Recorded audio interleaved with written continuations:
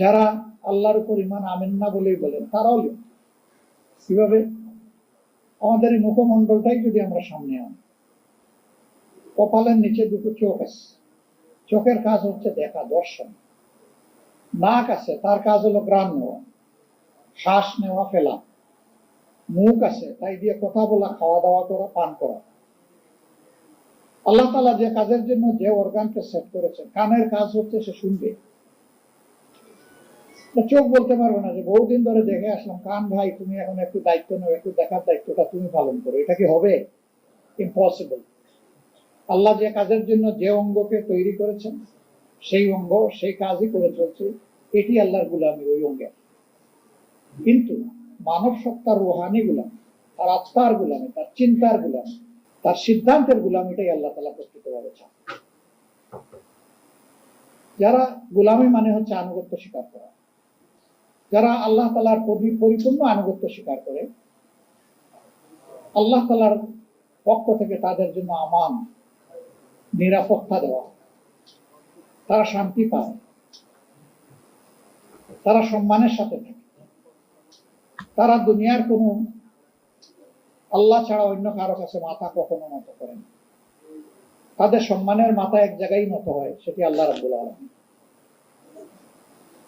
আল্লাহ তাআলার সৃষ্টির কুদরত এবং মানব জাতির প্রতি তার অতি মেহেরবানি অনেকগুলা বিষয়। এর মধ্যে একটা বিষয় যদি শুধু আমরা চিন্তা করি, আমাদের সামনে দৃশ্যমান যত প্রাণী জগৎ আছে, উদ্ভিদ জগৎ আছে, তাদের দিকে যদি তাকাই, আমরা দেখবো যে সবাই মাথা নোয়ানো অবস্থায়। কেউ রুকুর হালতে, কেউ সিজদার হালতে, কেউ বুকের উপর ভর দিয়ে চলে, আবার কেউ কোমর বাঁকিয়ে রুকুর হালতে চলে।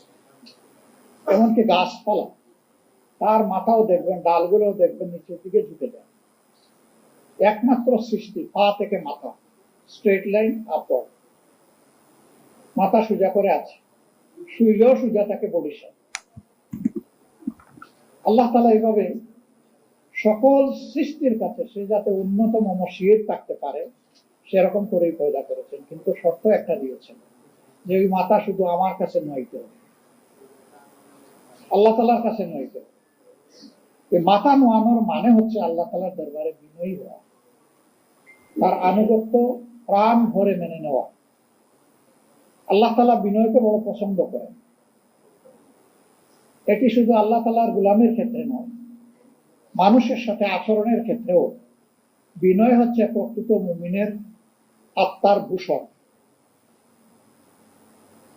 যে মানুষ যত বিনয়ী হয়, আল্লাহ তাআলা মানুষের মনে তার প্রতি তত বেশি ভালোবাসা পয়দা করে দেন। কিন্তু যে মানুষ বিনয়ী হতে পারে না, সে মানুষের সামনে এসে অন্যরা যতই তাকে সম্মান প্রদর্শন করুক, আড়ালে আবদালে তাকে সম্মান করে, বলে যে এই লোকটা অহংকারী, দাম্ভিক, উদ্যত। বিনয়ী মানুষের ক্ষেত্রে মানুষ এই ধারণা নেয় না। মানুষ বলে ইনি মাটির মানুষ। মাটির মানুষ মানে কি? মাটির মানুষ মানে হচ্ছে এই যে মাটির উপর দিয়ে হাজার হাজার বছর ধরে সমস্ত প্রাণী চলে, যন্ত্রযান চলে, পানি গড়িয়ে যায়, সাপ বিচ্ছুও চলে, মাটি কোনোদিন বিদ্রোহ করে না, সব কিছু বাদ নীরবে বহন করে চলছে। বিনয়ী মানুষটাও তার সমাজকে ধারণ করে, সমাজের দুঃখ কষ্ট বঞ্চনা সে তার ঘাড়ে নিবে এবং সেইটা ফেলে দেবে না, বিদ্রোহ করবে না, সেইটা নিয়ে অন্যকে রিলিফ দেওয়ার, শান্তি দেওয়ার চেষ্টা করবে।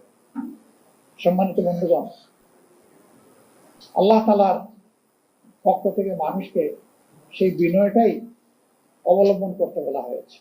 ইবাদুর রহমানিল্লাযীনা ইয়ামশুনা আলাল আরদি হাওনা ওয়া ইযা খাতাবাহুমুল জাহিলুনা ক্বালু সালামা। রহমানের অনুগত বান্দারা জমিনে যখন চলাফেরা করবে, তখন তারা বিনয়ের সাথেই চলাফেরা করবে। তবে জীবন চলার পথে বিভিন্ন জায়গায় বিভিন্ন চ্যালেঞ্জ আসবে। কিছু মানুষ তার বিনয়ের পথটাকে রুদ্ধ করে দিতে চাইবে, তার সরল এবং সত্য পথের উপর চলাকে বন্ধ করে দিতে চাইবে, তাকে বিভিন্ন প্রশ্ন মানে জর্জরিত করবে, কুতর্কে জড়াবে, তার উপর মিথ্যা অপবাদ আরোপ করবে, এরকম যদি কোথাও কারোর সাথে মোলাকাত হয়ে যায়, প্রথমে বিনয়ের সাথে সহজ সরল ভাবে তার সাথে আলাপ হবে। যদি মনে হয় যে সে তো হার মানার লোক না, সে যে কোনো মূল্যে সত্য মিথ্যা হোক সে জিততে আসছে, এই ক্ষেত্রে আল্লাহ তাআলা সমাধান দিয়ে, ঔষধ দিয়ে বলছেন, এখানে ঔষধ হলো সালাম, ওর শান্তি কামনা করে এখান থেকে চলে যাবে। আল্লাহর দেওয়া মূল্যবান সময়কে নষ্ট না করে।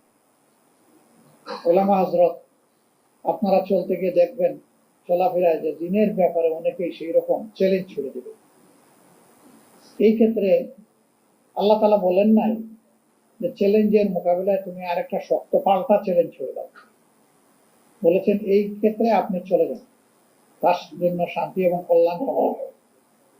হতে পারে আপনার দোয়া তার জন্য বরকতের কারণ হয়ে যাবে, আল্লাহর দরবারে কবুল হয়ে যাবে, সে সত্যকে উপলব্ধি করার জন্য তার দিলের জানালা খুলে যাবে, এবং এরপরে হয়তো ওরকম তর্কে সে আপনার সাথে আর জড়াবেই না। আবার যদি তার ভাগ্যে সেরকম হিদায়া না থাকে, তাহলে আপনি দিনের পর দিন তার সাথে সময় দিতে পারেন, কিন্তু আপনি জোর করে তাকে হেদায়েত দেওয়ার মালিক আপনি নন। হেদায়েতের এই চাবি আল্লাহ তাআলার হাতে। এই জায়গায় অসহিষ্ণু হওয়ার আমাদের কোন সুযোগ নেই। যখন কোনো জাতি সংকটে পড়ে, তখন সেই জাতিকে, ওই জাতির আলেম বা শিক্ষিত লোকদের দায়িত্ব হচ্ছে তারা পথ দেখাবে, তারা হবেন জাতির রাহবার। বাংলাদেশ এবং জাতি স্বাধীনতার পরে এক এক করে 54টি বছর পার করেছে। প্রথম স্বাধীনতা যদি আমরা চিন্তা করি 47 সালে, তাহলে এটাকে যোগ করলে হয়ে যাবে 84 বা 85 বছরের কাছাকাছি।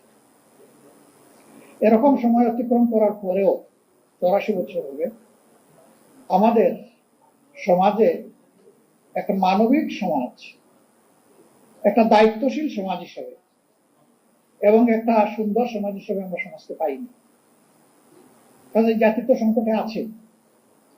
এই সংকটে কোরআন এবং সুন্নাহর আলোকে উলামায়ে কেরাম যদি জাতিকে পথ দেখান, আশা করা যায় যে জাতি পথ পাবে এবং উপকৃত হবে।